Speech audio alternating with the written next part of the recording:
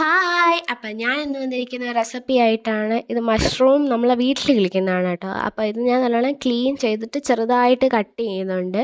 അതിൻ്റെ തണ്ടും പിന്നെ നമ്മളിതിൻ്റെ കുടയും നല്ല ക്ലീൻ ചെയ്തിട്ട് വേണം ഇതിനകത്ത് ചെറുതായിട്ട് അരിഞ്ഞു കൊടുക്കേണ്ട. അത് കഴിഞ്ഞിട്ട് നമുക്ക് ചെറിയ ഉള്ളിയാണ് വേണ്ടത്. ഇല്ലാത്തതുകൊണ്ട് ഞാൻ സവോള എടുത്തു. ഓപ്ഷനാണ്, നമുക്ക് ഏതും എടുക്കാം. അത് കഴിഞ്ഞിട്ട് ഒരു പാൻ വെച്ചിട്ട് അതിനകത്ത് എണ്ണ ഞാൻ ഒഴിച്ച് അരിഞ്ഞ സവോള ഇതിനകത്തോട്ട് ചെറുതായിട്ടൊന്ന് വഴറ്റി, ഉപ്പിട്ടാണ് ഞാൻ ഒന്ന് വഴറ്റിയെടുത്തത്. ഇത്തിരി ഒന്ന് വഴണ്ട് വന്നപ്പോഴത്തേക്കും ഞാൻ മഷ്റൂം ഇതിനകത്തോട്ട് ഇട്ട് കൊടുത്തായിരുന്നു. മഷ്റൂം ഇട്ടതിന് ശേഷം ഞാൻ 3 പച്ചമുളക്, പിന്നെ എരിവിന് വേറൊന്നും ഇടുന്നില്ല, പച്ചമുളകിൻ്റെ എരിയാണ്. എന്നിട്ട് ഞാൻ പച്ചമുളകും കൂടെ ഇട്ട് കൊടുക്കുന്നുണ്ട്. അത് കഴിഞ്ഞിട്ട് ആവശ്യത്തിന് ഉപ്പും നമ്മൾ ഇട്ട് കൊടുക്കണം. എന്നിട്ട് ഞാൻ കുറച്ച് മഞ്ഞൾപ്പൊടി, കളറിന് വേണ്ടിയും കുറച്ച് മഞ്ഞൾപ്പൊടി ഇട്ട് നല്ലോണം വഴറ്റിയെടുക്കുന്നുണ്ട്. അടച്ച് വെച്ച് വേവിച്ച് ഇപ്പം മഷ്റൂം ഇങ്ങനെ വെന്ത് വന്നിട്ടുണ്ട്.